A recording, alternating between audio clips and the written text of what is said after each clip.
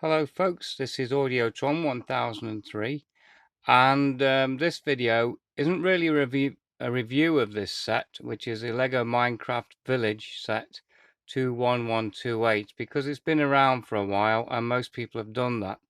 What I tend to do on my channel is take the Lego sets that exist and either modify them or add extras or just do small things to make them more interesting. So that's what this video is about. So the view of the box is to just show you what it originally looked like and the elements that you got in the village and such, and that includes the figures. So what I've done is, like I've done on a previous occasion with Minecraft, is I've built a base, and it's basically it's cardboard. So if I take one of these out, it's basically a thick card where I've removed a layer, and what I've done is I've allowed it, so for example nothing goes beyond there, so everything fits in place. The reason for the black markings with the marker pen is to just make it a little more interesting and make it look like, for example, this scene has actually come out of the ground, as it were, and also it helps disguise any kind of wear and tear that might sort of occur over time if I continually use this. And the black there is to basically make it dark, so that when I slide these things back in place like so, you don't see the cardboard underneath the raised plates. What I've done is I've decided on a kind of a setup that I like, and what I can do if I get bored with this, I can move this around, which is the let's see, what is it? I've forgotten. I'll get back to you in a minute. There's the tower with the in this case I've decided to put the Enderman in there. Now he's there's a bit of a story going on here. He's defying the Iron Golem by throwing chunks of earth over that tower, which is why he's looking in that direction. He's busy sort of picking these mushrooms, and he's noticed what he's up to and he's not happy about it. So basically that's what is going on there. So here we have the so this will be the library. So that's there at the moment. It has been over there, so I can slide these three along. Now this thing, I've still forgotten what it's called, but I'll get back to you. I wished I wouldn't do this because it's annoying, but basically I've modified small things like the lava flow in there where the furnaces are. I've actually added trans clear orange plates to make it glow more and look less like an orange brick. So that's what that is. What else have I done? I've added more to the garden and subtly changed this around, just because I wanted to use the spare jumper plates or jumper tiles. I've bought extra things. So for example, I've got some more wheat in here in various stages, from green to ready to dried out. A couple of water plants, some more of these carrot tops and things have been added. I've also bought some melons, which I decided would look nice in there. So that's what that's all about. The little market stall, I've added a couple of pumpkins, a barrel with carrots, and 2 melons.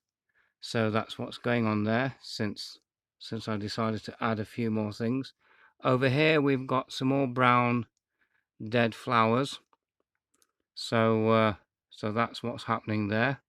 We've got Steve about to sort out a zombie. Over by the butcher's shop we have another zombie villager there, and he's sort of watching what's going on. with this lot. And there's another melon I've decided to stick in place. So that's what's going on there. So basically down here we've got a kind of a water course going. I thought it would make sense. I've changed the pale blue tiles to trans blue plates to keep it uniform.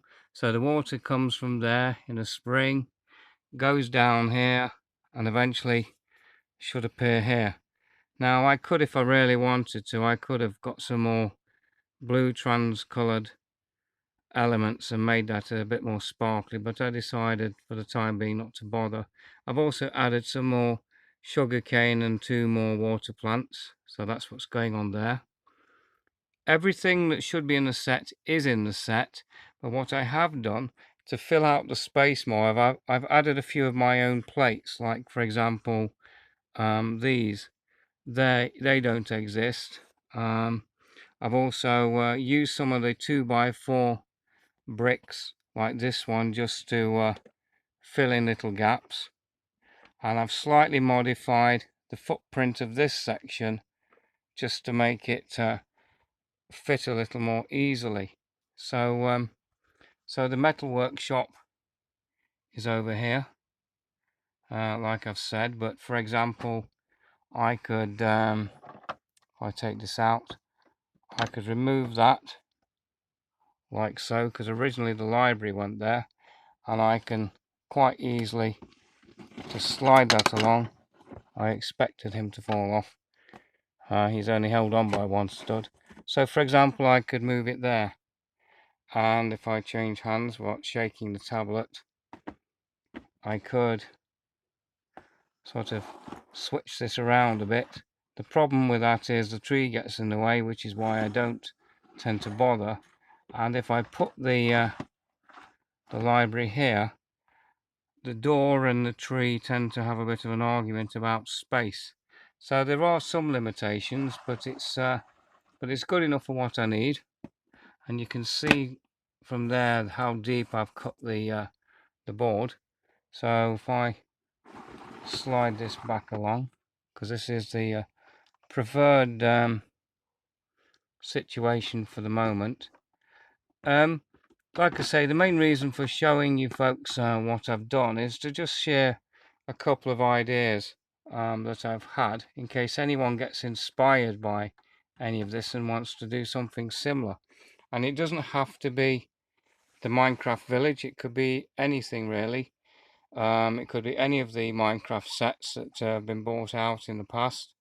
You just sort of lay them out accordingly, get a piece of card or 2 or 3 pieces of card, stick them together, cut the top layer off, and then basically sink your models into the top layer. Then that way you can do this within reason, so you can carry the whole thing around. I've actually made a video in the past regarding this sort of thing, so I don't want to talk too much about it, but basically I just wanted to share this idea and let you know what I've been doing in the Lego front. So anyway, thank you for watching. Bye.